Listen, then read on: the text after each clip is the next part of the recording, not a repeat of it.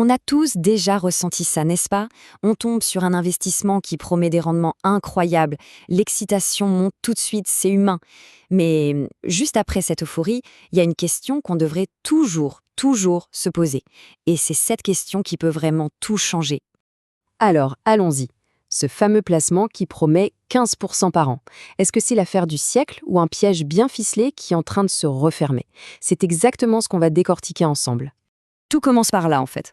Par cette promesse. Et attention, ce n'est jamais une petite promesse. C'est l'appât du gain, c'est l'idée qu'on a trouvé le truc, celui que personne d'autre n'a vu. C'est une force psychologique qui est incroyablement puissante. Et il faut bien comprendre une chose, ces offres sont conçues pour ça, pour déclencher une émotion forte. Ce n'est pas du tout un hasard. Elles jouent sur notre envie de nous sentir plus malins, d'avoir déniché la perle rare, et ce sentiment est tellement fort que bien souvent, on baisse notre garde. On oublie d'être sceptique alors que c'est absolument vital. Ok, mais face à cette euphorie, il y a une règle, une sorte de loi de la gravité de la finance. Et personne, je dis bien personne, ne peut y échapper. Et cette loi, elle vient jeter un sacré froid sur notre bel enthousiasme du début. S'il n'y a qu'une seule chose à retenir, c'est celle-ci. Le rendement, c'est le salaire du risque. Je le répète parce que c'est crucial, le rendement n'est jamais gratuit. Un rendement élevé, ça veut dire quoi? Ça veut dire qu'on est payé cher pour prendre un gros risque. Que ce soit le risque que la valeur s'effondre, que les gains n'arrivent jamais, ou pire, le risque de tout perdre. Regardons ça concrètement. D'un côté, on a le placement super sûr, le coffre-fort, les obligations d'État. Le rendement, il est faible. Pourquoi? Parce que le risque de ne pas être remboursé est quasiment nul. Et de l'autre côté, on a la fusée, le pari, une action d'une start-up par exemple. Là, pour convaincre un investisseur de mettre son argent, il faut bien lui promettre un rendement beaucoup plus élevé pour compenser toute cette incertitude. Et pour avoir des repères, des vrais, regardons simplement les chiffres sur le long terme. Les actions, ça tourne en moyenne autour de 7 à 10% par an. L'immobilier, on est plutôt sur du 4 à 6%. Les obligations d'État, 2 à 4%. Voilà, ces chiffres, c'est notre boussole.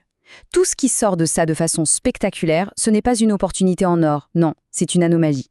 Et une anomalie, ça doit allumer une petite lumière rouge dans notre tête. Bon, alors, revenons à nos 15%. Si notre boussole nous dit que c'est une anomalie, la question c'est qu'est-ce que ça cache? C'est là qu'il faut enfiler la casquette de détective et aller voir ce qu'il y a derrière le rideau. En général, un rendement aussi élevé cache un de ces trois problèmes. Premier cas, l'illiquidité. En gros, l'argent est bloqué, inaccessible pendant un bon bout de temps. Deuxième possibilité, la complexité. Le produit est une boîte noire, c'est tellement alambiqué que personne n'y comprend rien, et surtout pas les risques. Et enfin, le cas le plus courant, le risque est bien là, il est bien réel, mais il est soigneusement caché, maquillé. Et pour illustrer ça, l'histoire de la finance regorge d'exemples. Malheureusement, mais il y en a un qui est devenu un véritable cas d'école. C'est l'affaire Bernard Madoff. Écoutez bien la promesse. Ce n'était pas juste le chiffre, 10, 12%, qui était attirant. Non, c'était sa régularité, des rendements constants, toujours positifs, même quand les marchés du monde entier plongeaient. Ça, c'est tout simplement impossible. C'est contre nature. Un rendement qui ne bouge pas quand tout le reste s'effondre, ce n'est pas un investissement, c'est un mensonge. C'était le plus gros des drapeaux rouges. Et la réalité, la voilà, 65 milliards de dollars, évaporés, partis en fumée. Ce n'était pas un placement de génie, c'était une pyramide de Ponzi, toute bête. L'argent des nouveaux entrants servait à payer les anciens. Un système qui, par définition, finit toujours par s'écrouler. Mais attention, il ne faut pas croire que c'est de l'histoire ancienne. Très récemment, un autre cas a fait la une, cette fois dans l'univers des crypto-monnaies, avec des plateformes qui promettaient des rendements, là encore, complètement irréalistes. Ici, le décalage est encore plus dingue. D'un côté, les comptes épargne classiques qui donnaient à peine 1 ou 2%, de l'autre, des boîtes comme Celsius ou FTX qui affichaient fièrement du 8, 10 et même jusqu'à 20% par an. Bien sûr, ce n'était pas de la magie. Derrière le décor, on trouvait une gestion du risque absolument catastrophique, un endettement monstrueux et parfois de la fraude pure et simple. Le résultat, malheureusement, a été exactement le même que pour Madoff, la perte totale pour des milliers de clients. Bon, d'accord, la leçon est rude. Mais la bonne nouvelle, c'est qu'il existe des signaux d'alarme très clairs, des indices qui ne trompent pas pour repérer ces situations dangereuses. On passe du diagnostic à la trousse à outils. Voici une petite checklist à garder en tête. Un rendement qui dépasse de 3-4 points ou plus celui d'un produit similaire sur le marché, premier signal.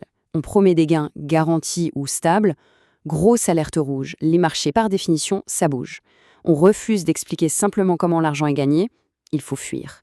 Et le grand classique, si on met la pression pour investir tout de suite avec une offre à durée limitée, c'est presque toujours un piège. Alors, après avoir vu tous ces pièges et ces signaux d'alarme, on arrive à la conclusion. Et ce n'est pas juste une technique, c'est vraiment une philosophie d'investissement. C'est tout simplement la sagesse de la patience. Se construire un vrai patrimoine, ce n'est pas un sprint, c'est un marathon.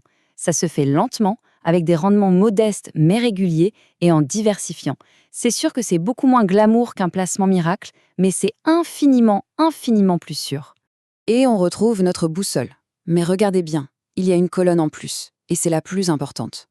Elle ne donne pas juste des chiffres, elle explique le pourquoi du comment. Les 7 à 10% des actions, c'est le salaire pour accepter que le marché monte et descende. Les 4 à 6% de l'immobilier, ça compense le risque d'avoir un logement vide ou des travaux à faire. On voit bien le lien. Chaque rendement a sa contrepartie.